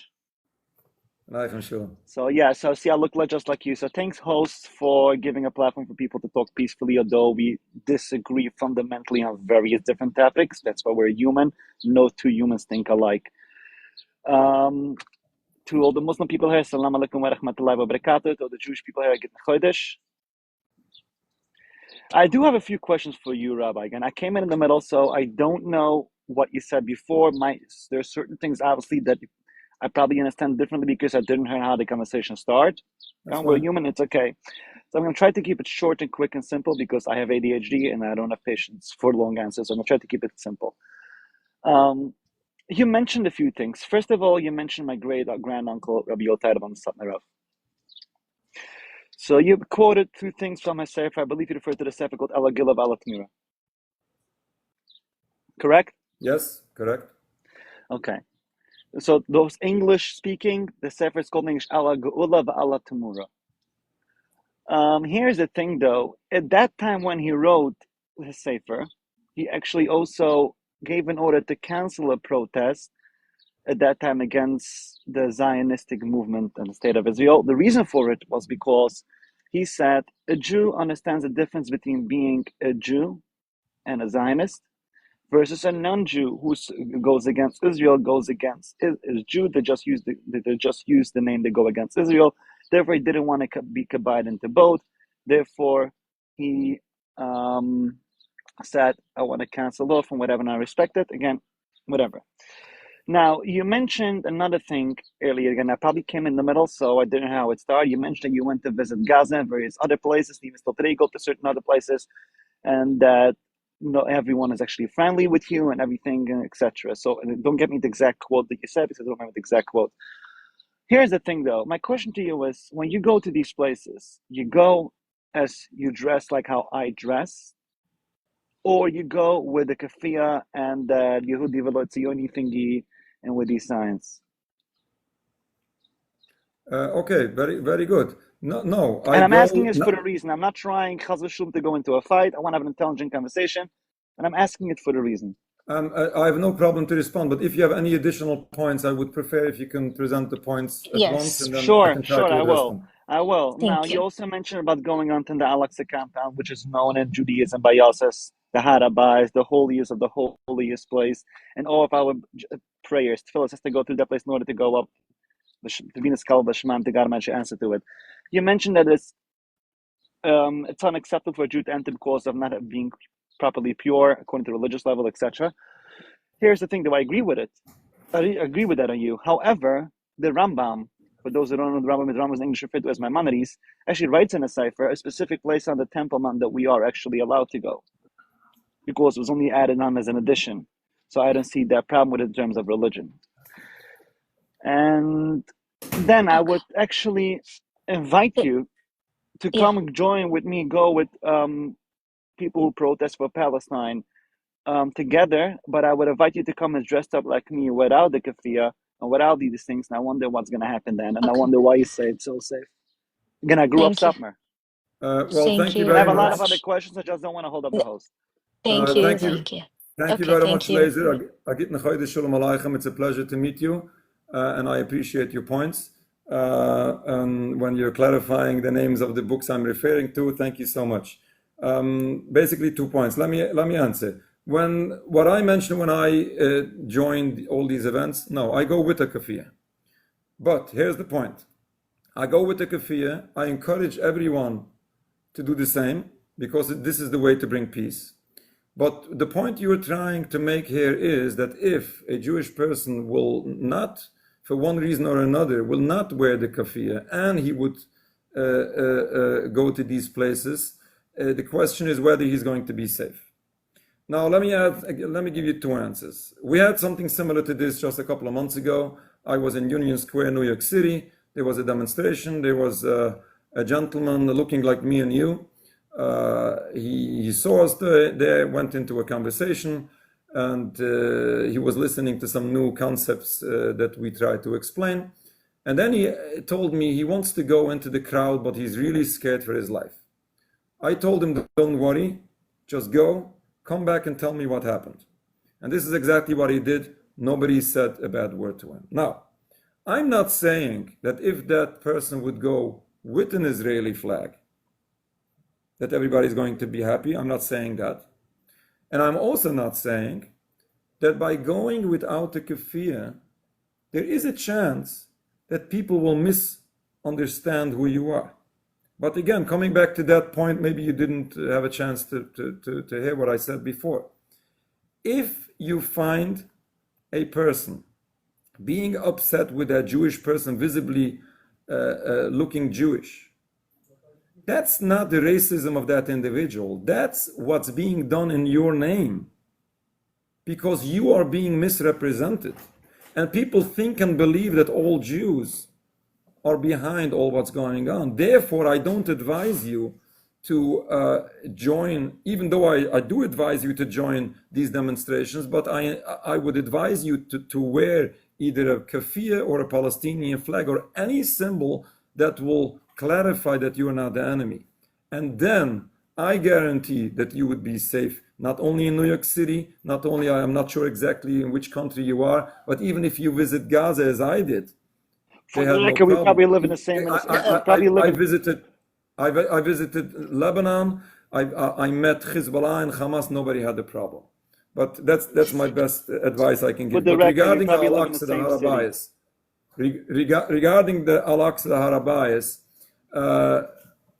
I doubt that you officially disagree with Aida Kharaidis and with Rabbi Dovid Feldman and with all those great Rabbonim and religious leaders in the Holy Land already for decades, who very clearly said that it's totally forbidden for Jewish people to enter the Harabayas. But regardless, even if you might disagree, this disagreement would only be if this is peaceful.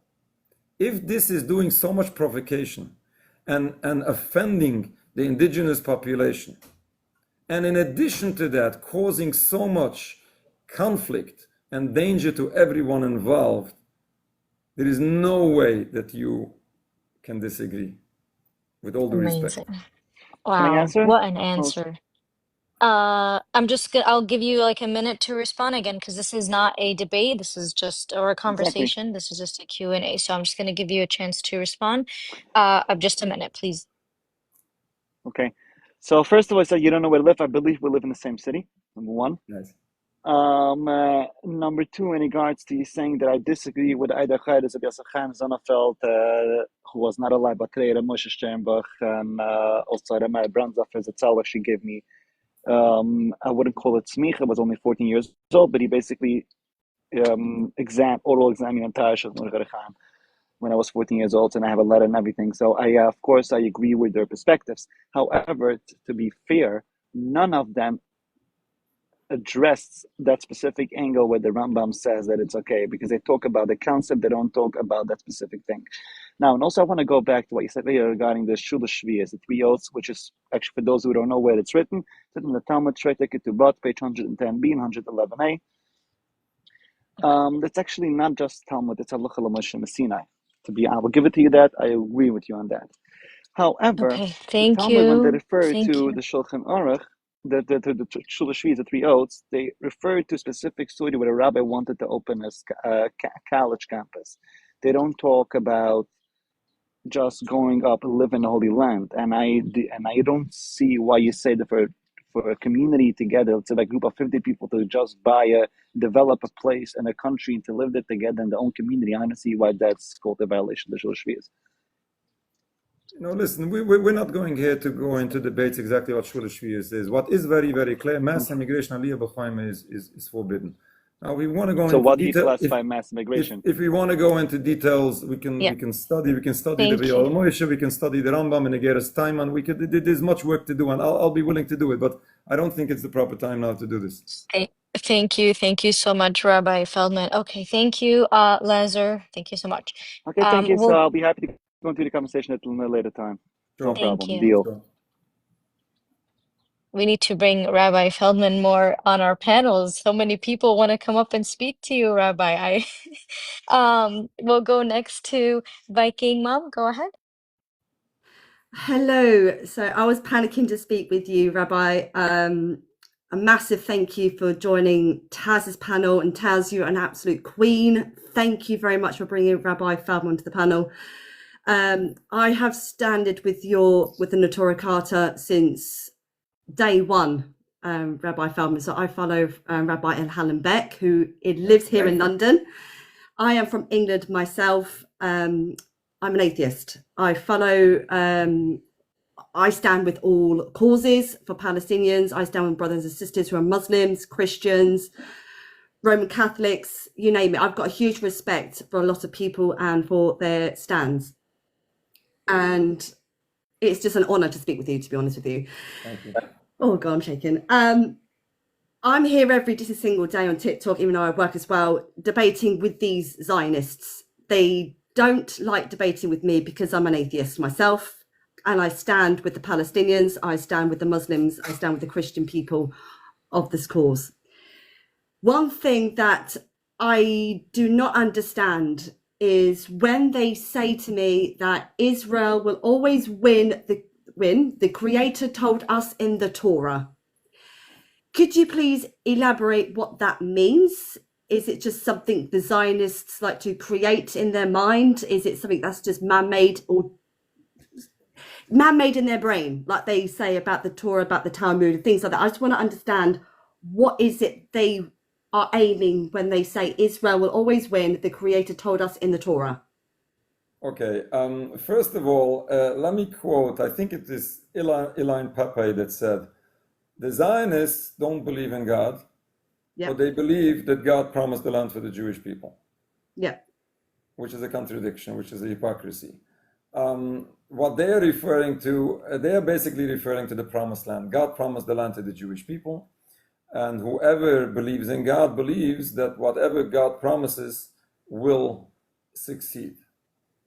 The only problem is that they are missing the other side of the coin, which I tried to explain in the beginning, that yes, God promised the land to the Jewish people, but this was promised on condition, and it was given to the people, and it was taken from the people by God. Now, if we want to follow God, we should follow the religion in its entirety. We cannot pick and choose. You cannot use some parts of the religion which favors your political goals and drop the others. This is not religion. This is not fair. This is not just conversation. This is unfortunately confusing to many people because people are not so aware in the details of Judaism. And when you find Jewish people referring to the Jewish religion, it might be confusing.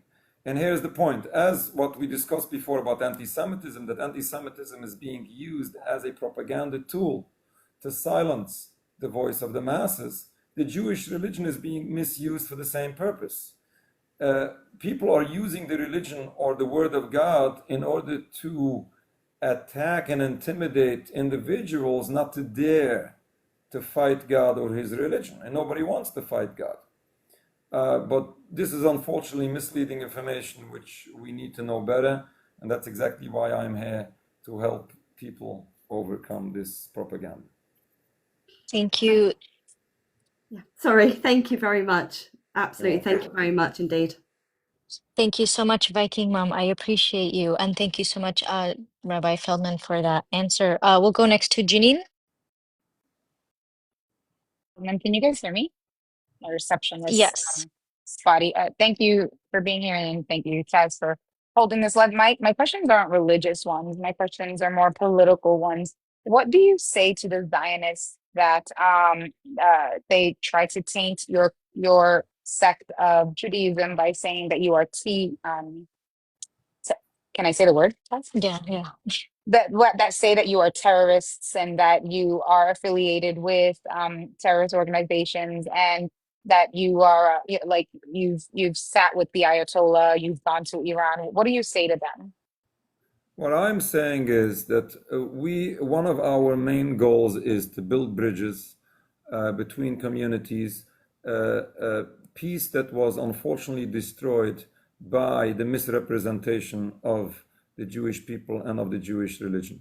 Yes, we meet each and every individual group or organization that we can in order to build bridges and to dissolve hate and misunderstandings. We are very successful, thank God. We do this for the sake of everyone involved. This is in favor of the oppressed people of Palestine and in favor of the Jewish people, even though some Jewish people might disagree. But I am convinced, and I'm more than happy to share information with whoever wants to know. What the work we are doing is the best that can be done to end conflict, to reduce hate, to build bridges, and to regain trust and peace. Okay, if I answer, Tess, can I ask one more or? Sure. No, sorry, never mind. Thank you so much, Rabbi, for that answer. I truly appreciate it. Thank you. Thank you, Janine. We'll go next to Palinada. Taz, Rabbi Feldman, I want to say thank you for taking the time to speak with us today, and I really do appreciate everything that you have said thus far and for being an advocate for Palestine. As a Palestinian, I find it exceptionally cruel when another human being denies that Israel is not only systemically targeting Palestinians, but they're ethnically cleansing Palestinians and they're committing a genocide in Gaza. And no matter what figures we show or human rights groups we name, they just refuse to acknowledge it. You earlier you referred to what's happening in Palestine, specifically in Gaza, as a genocide. What do you say to fellow Jews that vehemently refuse to acknowledge that? And how do you tie that back to your faith?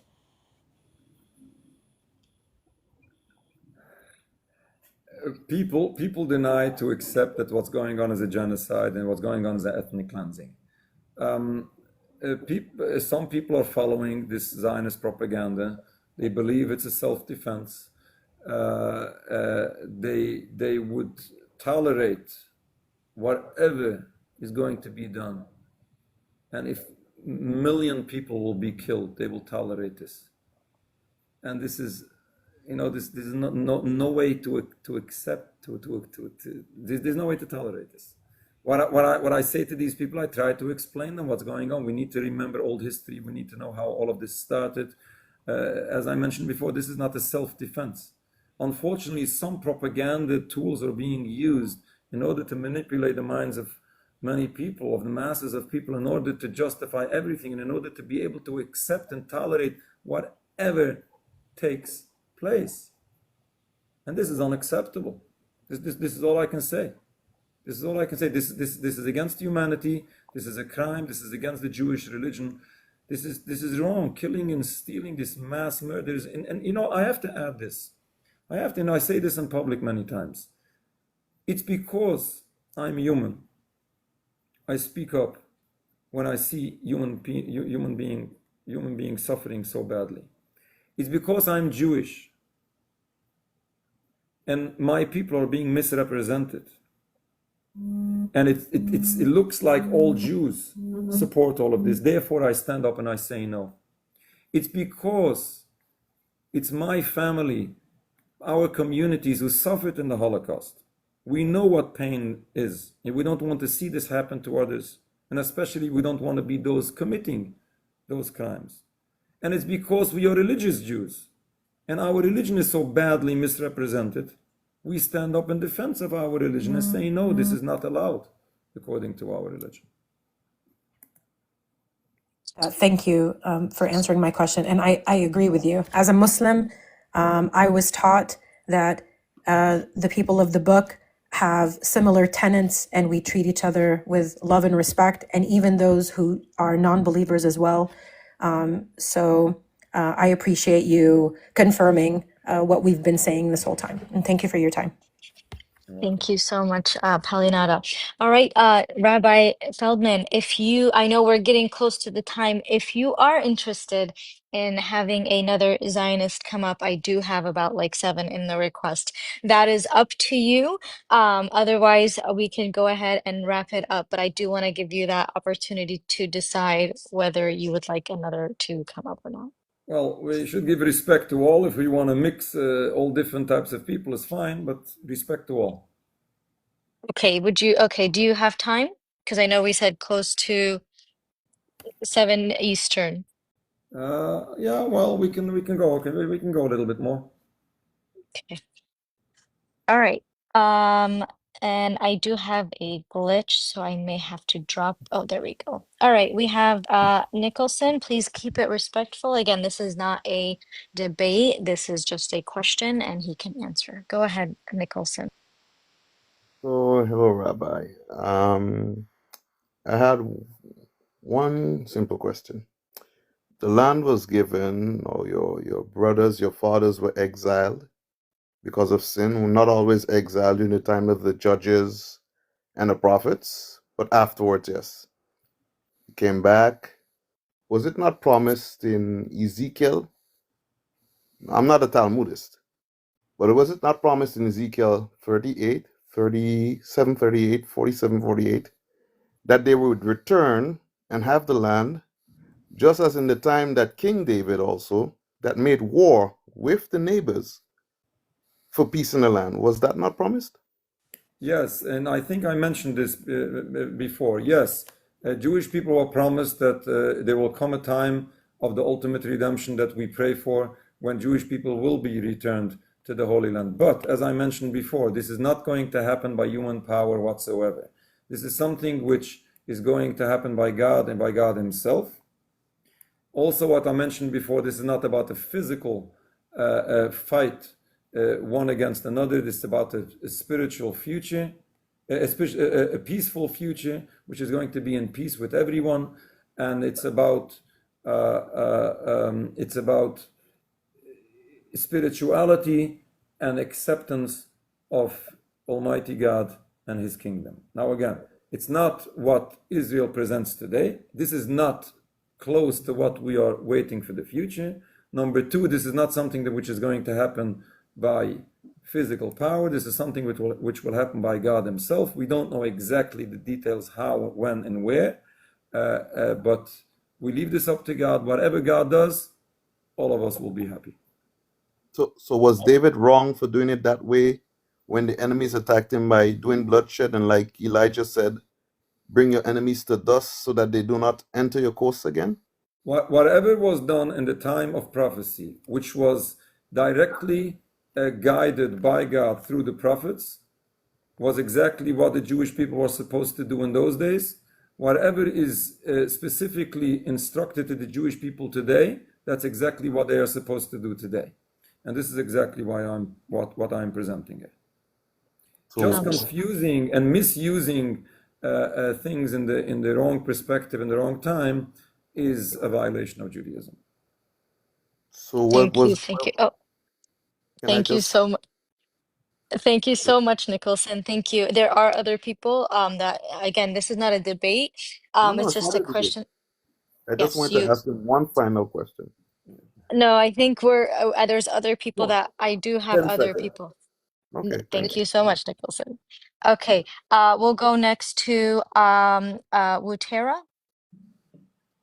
Yeah, hey, thank you, Tabs. Thank you, Rabbi Friedman. Anti-Zionist Jew in America, and you have more years and experience than me on this matter. When you're speaking with other Jewish people, I'm wondering if there's anything in particular that you have noticed or seen that is helpful if people are going to kind of come out of this. I'm so sorry, I Yeah. didn't Oh get the yeah, question. sorry. If you could just Sorry. speak a little bit louder, Yeah, Wutera, we yeah. can't hear Sorry. you. I guess I'm wondering, because you have more experience than me, if there are any things in particular that you have found help people sort of come out of this dangerous ideology. It seems so individual so often, trying to help people leave Zionism. Yeah. There's so much to talk about, but for a first step, usually in my experience, people, I'm sometimes uncomfortable to say this because so many, masses of people are being murdered, and that should be something that we should address first. But for people who are confused with Zionism, first and foremost, they need to understand. Well, they need to understand how wrong it is according to the Jewish religion, but not necessarily this is what is going to work with them in the first, for the first step. For the first step, usually people need to understand that the Zionist propaganda, which is confusing people, that Jewish people need a state, otherwise they would be killed. Therefore, we need a state of Israel. This needs to be countered. 2 points. Number one, Jewish people are not in danger without Zionism. Number two, because of Zionism, Jews are in danger. Once people understand this, then we can take the next step. The state of Israel is endangering each and every Jew on planet Earth, not only in today's Israel, in the United States, everywhere. People go on the street. If you are not visibly Jewish, then it's one thing. But if you are visibly Jewish, or if you speak Hebrew in the airport, people are angry. This is not in favor of the Jewish people. Once we understand this, we can take the next step. Yeah, absolutely. Thank you. And 100% number one, the genocide needs to stop immediately. Thank you. Thank you so much, Wutera. Okay, we'll do about maybe one final question. Go ahead, Nathan. Nathan, I believe you're a Zionist, and I just want to make sure, please make sure to keep it respectful. This is not a debate, just one question. Thank you so much. Just give me 2 minutes and I'll be ready. I just have somebody over here. I didn't see I came up. Just give me 2 minutes. I'll be ready. Oh, yes, of course. Go ahead, Linda, I believe you had a question. I do as well, if that's okay. Sorry. So, Rabbi, I'm not sure if you're aware, but the most recent operation in the Gaza Strip is referred to as Gideon's Chariots. And I was wondering why you believe, in your opinion, that the state of Israel chose a biblical reference regarding this operation, and why the surprise in the rise of anti-Semitism when they are clearly weaponizing the religion in the war crimes that they're committing. It's very simple why they're using biblical reference, because this is a tool they're using all the time. This is just a tool to drive the minds of the people, and we should never allow this. And again, I just want to reiterate what I said before. We're talking about an official secular movement. They don't claim to follow Judaism, and they misuse that very same religion they refuse to follow in order to justify crimes which are forbidden in this very same religion. If you find just a video which was cycling just yesterday, I believe, Netanyahu standing up in front of yeshiva students and wearing that yarmulke on his head, he's not representing the Jewish religion. He doesn't even claim to follow Judaism. Now, just using verses and using religious concepts doesn't make these actions or this movement altogether religious in any way. Why do you feel like they chose that specific reference, though? Gideon was a warrior, correct? Right. And I believe he was involved in battles against the Canaanites. One of the Right. major debates for the past 19 months is them trying to erase our identity and our existence, claiming that we don't exist on the land. So if we don't exist on the land, why is this operation named Gideon's Chariots when clearly he was a warrior who waged war against the Canaanites? Now, where the Palestinian people exist, this is just part of this propaganda, and it's following this one of the original Zionist propaganda slogans: "A land without a people for a people without a land." In their view, Palestine never existed and still doesn't exist, even though everybody sees living people and people being killed. Now, obviously, if people are killed, then obviously those people exist. Anyway, it doesn't make any sense from beginning to end. Yes, they want to do this.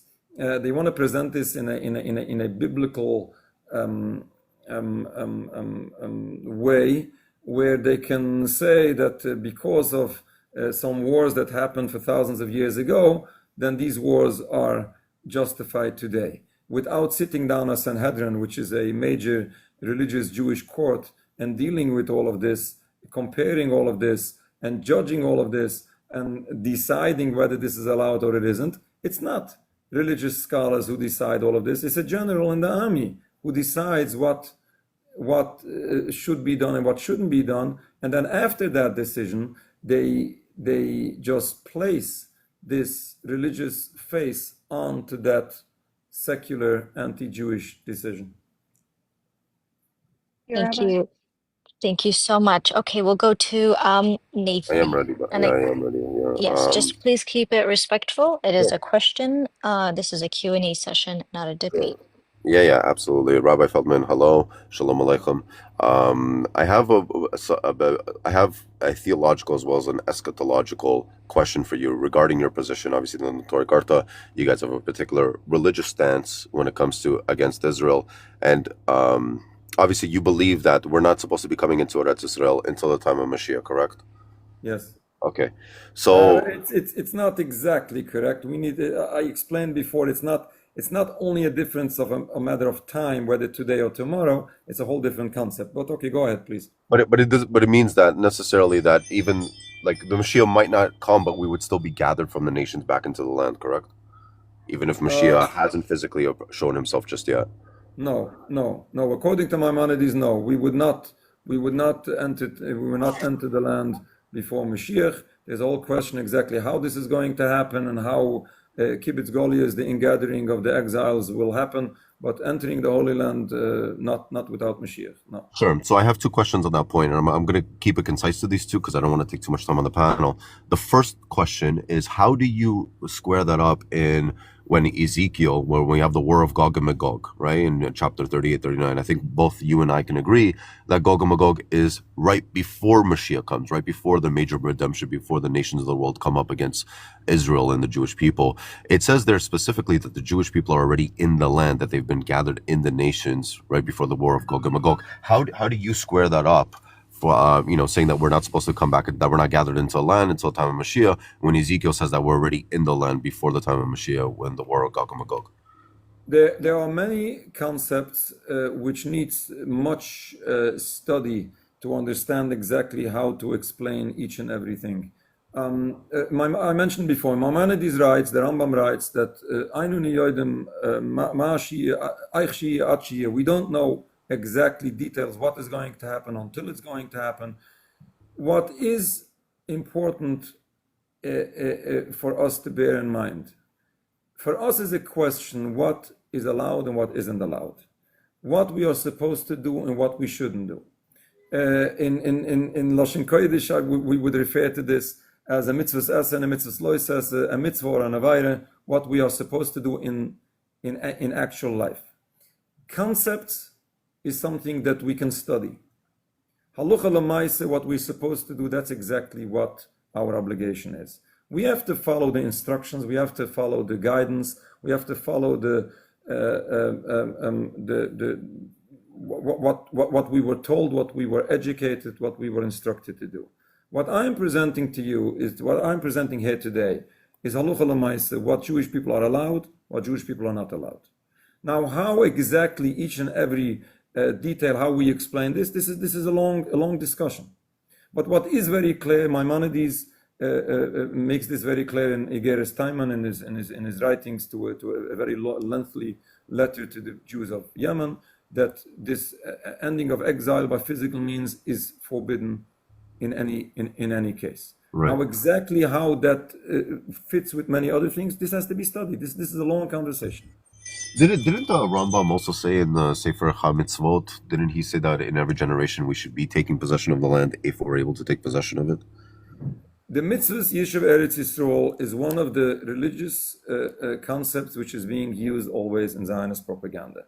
There is a great disagreement amongst great scholars in those times, the Rishonim, the Rambam, and others, whether exactly there is a mitzvah Yishuv Eretz Yisrael in the time of Jewish exile. But regardless, this is not a contradiction to the prohibition of mass immigration or of ending exile by any physical means. Okay, The Zionist movement, regardless, is not in accordance to Judaism, regardless whether mitzvah Yishuv Eretz Yisrael applies to the individual or it doesn't.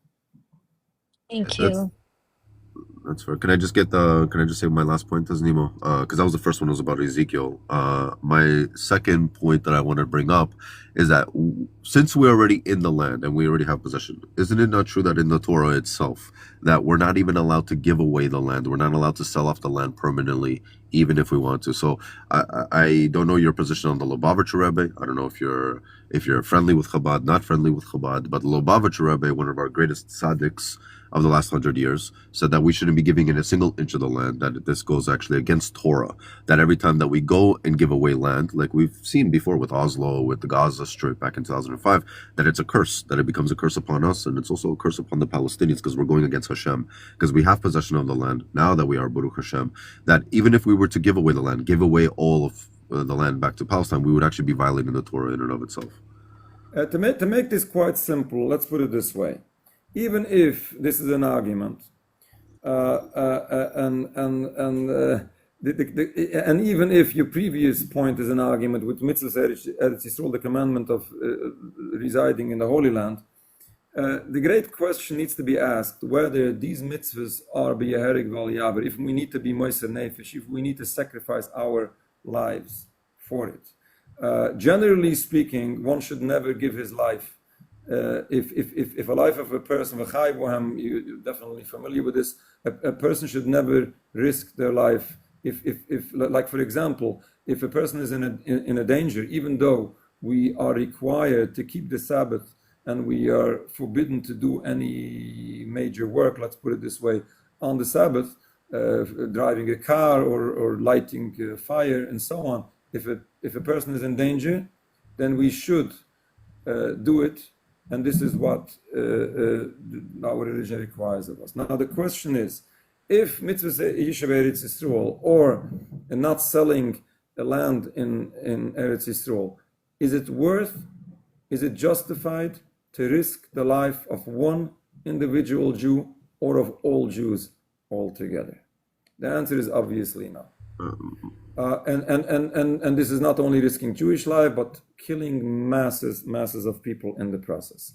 Now, just to be a little bit more clear, selling an individual property is one thing, and giving up a rebellion against an indigenous population, when generally speaking, this occupation of Palestine is not only unjust to the indigenous people from the first place, but it was a great violation of Judaism. No question that we should give it up. And I'll give you an example. Even if you have a point regarding not selling land in the Holy Land, let me ask you this question. If I come into the Holy Land and I find a person, a non-Jewish person, it's an Arab or whoever it is, owning a property, and I go physically and I steal the property from him, and maybe I kill him also in the process, but even not, I just steal it, I manage to get him out of the property. Would you think that according to Judaism you should never give it back because you managed to steal it? This is unacceptable. Thank you so much, Rabbi. Thank you, Nathan, for your question. Can we do two more questions, Rabbi Feldman? We have one, I don't know who asked it, but and then we have one more from our brother. But thank you, Nathan. Go ahead, Astrid. Hi, Rabbi Feldman. I wanted to ask, what do you think the solution is? Like, as we know, there are like, I think, at least 8 million Jews living in Israel, and they need a home, they need a place to live. And so, like, what is the solution? Like, where should they go? Are you saying that Israel should be like Israel should cease to exist and it should become Palestine and the Jews should live there peacefully? Or do you think that they should be made to leave and to move somewhere else? Or like what is the solution in your opinion?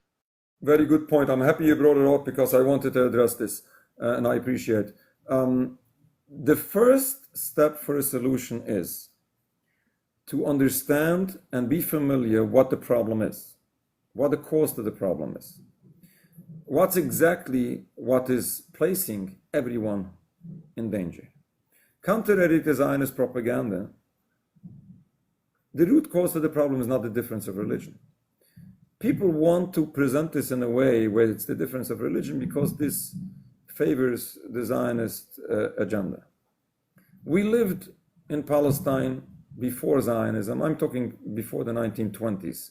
Before 1948, before the creation of the State of Israel, there was already problems. But before the 1920s, we lived in peace. It is the occupation of Palestine, is the movement of Zionism which has destroyed this peace in the first place. And it's the continuous crimes which is unfortunately fueling this endless cycle of bloodshed where everyone suffers. Once we understand what the cause of the problem is, then we can think what the solution is. Now, the solution, whoever really understands what's going on, the solution is the total end of this occupation. If this is not going to be addressed, unfortunately, a right-minded person just sees the cycle of conflict and the cycle of bloodshed just continuing. All land has to be returned to the indigenous population. All refugees need to be granted the right of return to their homes, to their cities.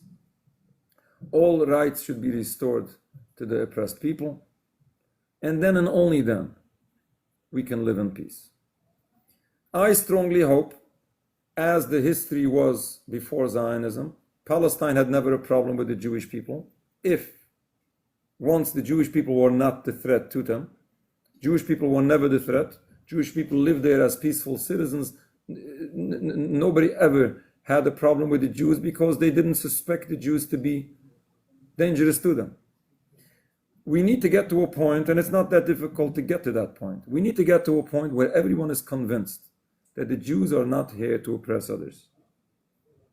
And there is a very good chance that we can live in peace and nobody will have a problem. I personally have no preference which government should be there. I don't mind whatever the indigenous population will choose, I'm fine with.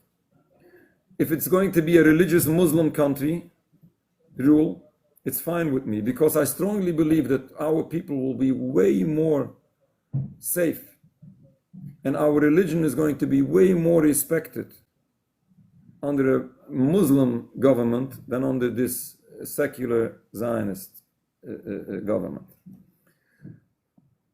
If the indigenous population would not accept that mass immigration to continue to live there, I believe it's going to be far more safe for Jews, and it's going to be far more cheaper, much easier to make sure to find a place for everyone safe and secure, much easier, much better, and much safer than it is today. How much money is being poured into this genocide, to these wars, to this mass murder, this mass destruction. If we just use a little portion of this to make everyone safe, it'll be much easier and much quicker and much safer. Oh, And in my opinion, there's no alternative. I wish there is an alternative. I don't see any alternative, and I don't think anybody sees another alternative. Anybody who really wants to be realistic, does one really think that by ethnic cleansing or mass murdering the entire Gaza without leaving one individual alive, do people think that this is going to help the Jewish people? Is this going to bring safety to the Jewish people? Does anybody think that Netanyahu is going to eliminate each and every Arab, Muslim, or Palestinian on planet Earth? That's not realistic. It's not fair, it's not just, but it's not even realistic. Netanyahu doesn't have a solution.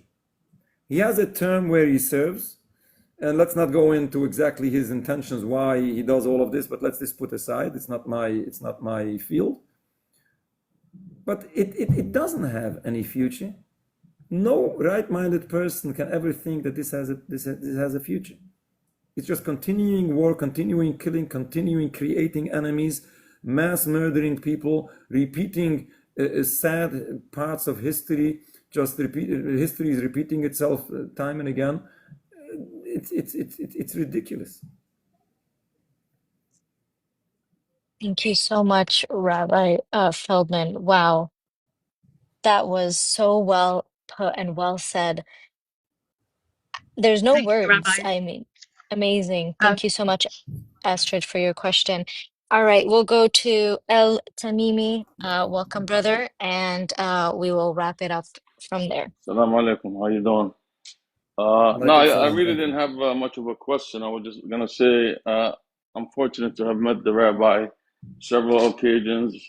Most recently, was it 2 weeks ago? I was with Nancy, Rabbi. If you remember, we had a conversation. Right. Nancy, who speaks very highly of you, and she's, as you know, she's an amazing person. So if she speaks highly of you, you're most definitely an amazing person. I think anybody who runs into the rabbi anywhere should talk Yes, to him. If you think he's amazing absolutely. online, in person, he's much more amazing. I just have a quick question. I don't know if you want to answer it, or as far as religion in general, do you feel that religion is under attack in general? All religions, are they trying to cancel, for lack of better words, are they trying to cancel all religions? That's how it seems. It's like I think all religions are under attack, but right now they're using actually the religions against each other. But eventually, their plan, the greater plan of the Satan worshippers or whatever you want to call them, is to cancel religion in general. That's the only thing. But nice seeing you again, Rabbi, and hopefully you Well, visit Taz yes. more often. Yeah, I agree. Yes, Religion is under attack today, and specifically in Israel, the Jewish religion is very badly under attack, and that's one of the reasons why we stand up to defend our religion from this mass attack on Judaism. thank you so much, Tamimi, and thank you so much, Rabbi Feldman. Thank you for being here with us. I mean, there are so many people in the request, but we only have a limited amount of time. Hopefully, we would be able to have you again to join us. It was an absolute honor to have you join us today. You are a phenomenal person, and I thank you, as I am a Palestinian, and I thank you for your voice, and thank you for always showing up to all the protests front and center. Inshallah, we will see a free Palestine soon, and we hope to see you soon with us again if you are able to. We absolutely are honored to have you with us, and thank you again, Rabbi Dovid Feldman, for joining us today. Thank you very much. It was a pleasure talking to you and to all of you. I hope that my information helps people. And anytime, if we can be of a help, you can always reach out to us. Our website is www.n as in Nancy kusa.org, stands for Neturei Karta, nkusa.org.